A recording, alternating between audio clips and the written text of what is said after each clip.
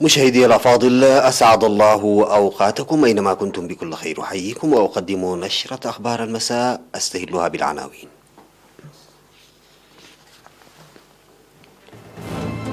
إصابة 11 مواطنا بفيروس كورونا اليوم.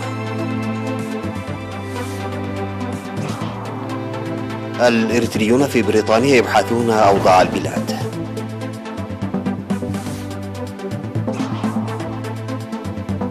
جهود مرضية للتبرع الطوعي بالدم في عصب. إيكواس تفرض عقوبات على أعضاء المجلس العسكري في مالي. الصين تبني نماذج لسفن البحرية الأمريكية في منطقة تدريب. برنامج الأغذية العالمي يحذر من ارتفاع مستوى الجوع حول العالم. السلام عليكم ورحمة الله. أعلنت وزارة الصحة أن الفحوصات المخبرية التي أجريت اليوم في مراكز العزل والفحص في أقاليم الأوسط والجنوب وجنوب البحر الأحمر أظهرت إصابة 11 مواطنا بفيروس كورونا، وقد ظهرت 6 إصابات في أسمرة بالإقليم الأوسط، 5 منها في مراكز الفحص و1 في مركز العزل، و4 من مراكز العزل في الإقليم الجنوبي، 2 في انداغرغيس و2 في مايمنه، و1 من مركز العزل في عصب بجنوب البحر الأحمر. في غضون ذلك شفي 7 مرضى من كورونا، 5 من الإقليم الأوسط و1 من جنوب البحر الأحمر و1 من إقليم القاشبركة، فيما توفي رجل مصاب بكورونا من الإقليم الأوسط يبلغ من العمر 76 عاما. بهذا بلغ عدد المصابين بفيروس كورونا في البلاد حتى الآن 6959، شفي منهم 6782، وتوفي 47 مريضا، فيما لا يزال 130 يتلقون العلاج في المستشفيات. وزارة الصحة 8 نوفمبر 2021.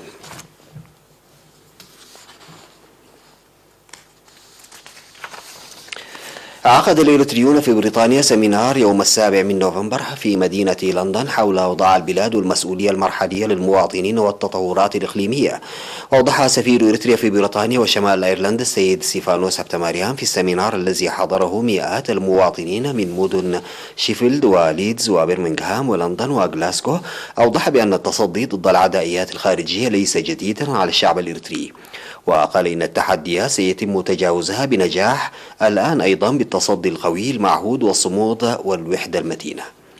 وذكر إن الوعي والتنظيم القوي أساس الانتصار، داعيا الإريتريين في المهجر عامة وفي بريطانيا وشمال أيرلندا خاصة لتقوية الصفوف والدفع بكافة برامج التصدي، مؤكدا بأن إحلال السلام والاستقرار في المنطقة وتعزيز الشراكة والتعاون بين دول الجوار من أهم استراتيجيات إريتريا. وقال إن مستقبل إريتريا زاهن نتيجة الوحدة الداخلية والقيادة الرشيدة، وشدد على أهمية شعار النضال القائل فلتوعي وتنظم وتسلح الجماهير في هذه المرحلة، مناديا المواطنين لرفع الوعي وتقوية التنظيم لإنجاح البرامج الوطنية. ودعا المشاركون لعقد مثل هذا السمينار التوعوي مؤكدين الجاهزية للتصدي. أعلنت جمعية المتبرعين الطوعيين بالدم في إقليم جنوب البحر الأحمر تنفيذ أعمال مرضية لزيادة التبرع بالدم في الإقليم عامة وعصب على وجه الخصوص. وأوضح رئيس الجمعية سيد عثمان عبد القادر أن عدد الأعضاء في ازدياد نتيجة للتوسع في الانتشار والتوعية المكثفة. وقال إنه يجري العمل لتوسيع الأنشطة التي كانت مقتصرة على مدينة عصب بالتفاهم مع الشركاء. وأوضح مسؤول مكتب وزارة الصحة بالإنابة في إقليم جنوب البحر الأحمر سيد محمد أنور إن وجود جمعية نشطة للمتبرعين الطوعيين بالدم ضروري لسد احتياجات بنك الدم. وذكر المدير الطبي لمستشفى عصب الدكتور يوهانس تخلو إن أكثر من 50% من الدم المتبرع به طوعية يقدم لخدمات الولادة، ويسهم كثيرا في خفض وفيات الأمهات والأطفال. هذا وتأسست جمعية المتبرعين الطوعيين بالدم في إقليم جنوب البحر الأحمر عام 2018.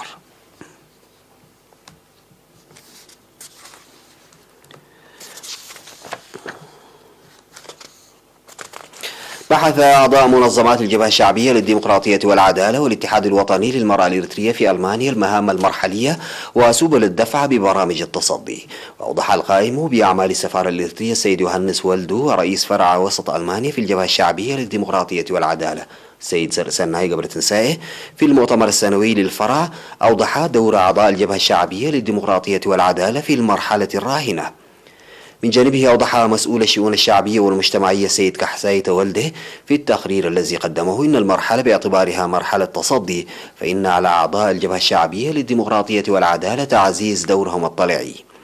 وذكر قنصل إريتريا العام في فرانكفورت السيد كبراب تخسته استثنائية المرحلة الراهنة، مذكرا أعضاء الجبهة الشعبية للعمل المنسق مع التنظيمات الوطنية الأخرى.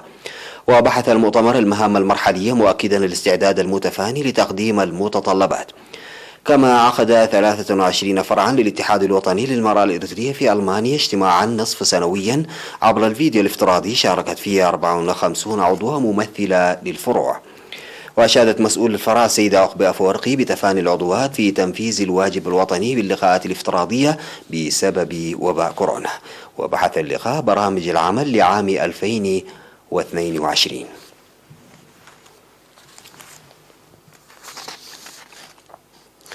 نفذت 5 قرى في منطقة قبقب وسانا برنامج الإصحاح البيئي الأهلي.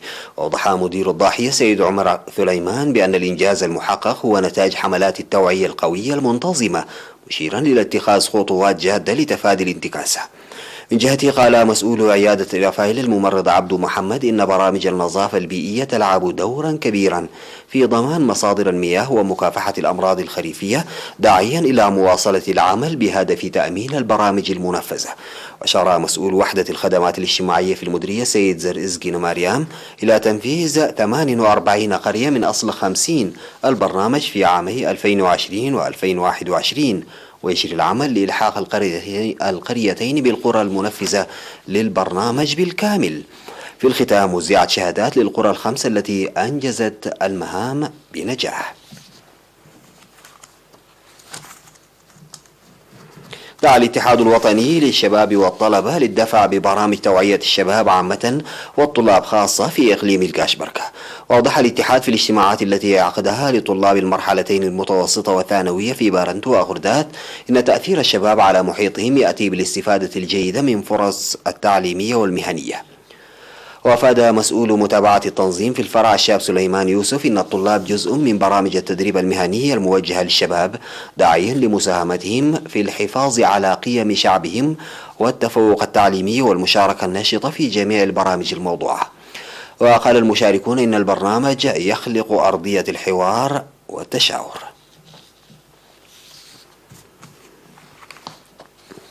بعد الفاصل سيداتي وسادتي أعود بالأخبار الخارجية.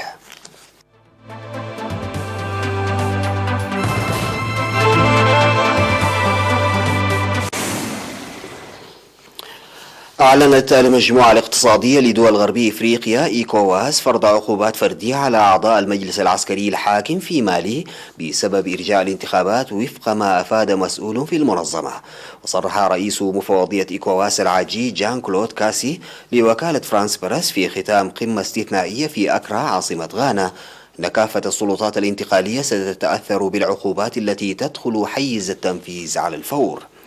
وأشار المسؤول إلى أن العقوبات تشمل حظر السفر وتجميد أصول الأعضاء المالية، مضيفا أنها تطال أيضا أفراد عائلاتهم.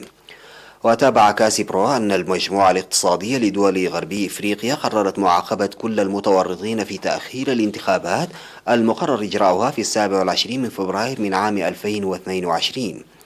وخلال قمة عقدت في 16 من سبتمبر في أكرا، طالبت المنظمة الإقليمية الجيش المالي بالاحترام الصارم للجدول الزمني للانتقال نحو إعادة السلطة لمدنيين منتخبين.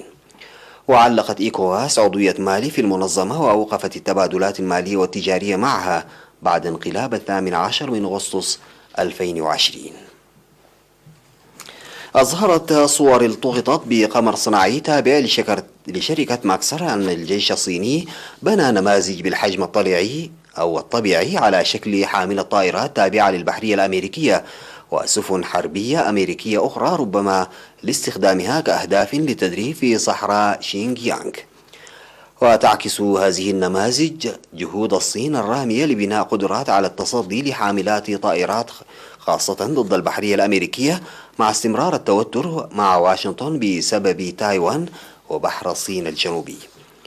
وأظهرت صور الأقمار الصناعية التي التقطت الإطار الخارجي بالحجم الطبيعي لحاملة طائرات أمريكية ومدمرتين على الأقل للصواريخ الموجهة من فئة أرلي بيرك، بنيت فيما يبدو أنه مجمع تدريب جديد في صحراء تكلاماكان.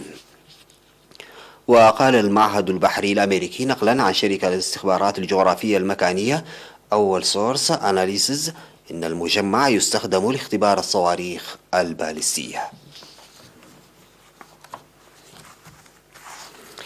حذر برنامج الأغذية العالمي من ارتفاع عدد الأشخاص المهددين بالسقوط في مجاعة إلى 45 مليون شخص في 43 دولة، وذلك مع ارتفاع مستويات الجوع الحاد في العالم. وفي بيان لبرنامج الأغذية العالمي التابع لمنظمة الأمم المتحدة، أن هذا العدد ارتفع من 42 مليونا في وقت سابق من هذا العام، ومن 27 مليونا في عام 2019، وتبلغ قيمة تجنب مجاعة عالميا الآن 7 مليارات دولار، وهي زيادة من 6.6 مليار دولار كانت في بداية هذا العام. وقال ديفيد بيزلي المدير التنفيذي لبرنامج الأغذية العالمي بعد زيارته لأفغانستان أن عشرات الملايين من الأشخاص يحدقون في الهاوية، لدينا الصراعات وتغير المناخ وكوفيد 19، كل ذلك يدفع بالأعداد إلى الجوع الحاد.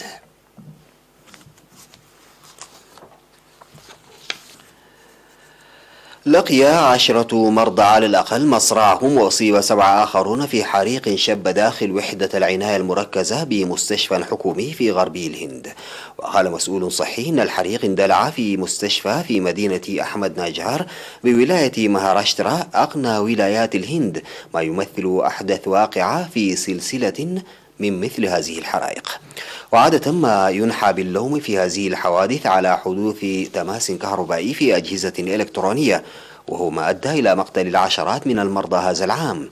وقال مسؤول الصحة بالولاية بيدي جاندال إن السلطات ما زالت تحقق في سبب الحريق، وأضاف أنه لم يتسن إنقاذ سوى 7 فقط من 17 مريضا في وحدة العناية المركزة من الحريق. وعبر رئيس الوزراء ناريندرا مودي على تويتر عن حزنه على الوفيات، وقدم تعازيه لأسرهم.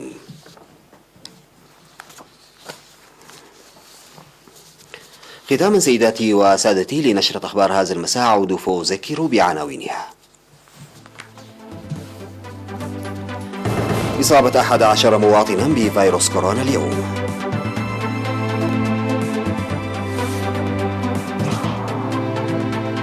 سيمينار للإريتريين في المملكة المتحدة.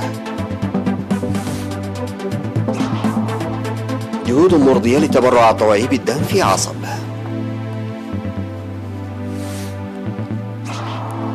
إيكواس تفرض عقوبات على أعضاء المجلس العسكري في مالي. الصين تبني نماذج لسفن البحرية الأمريكية في منطقة تدريب.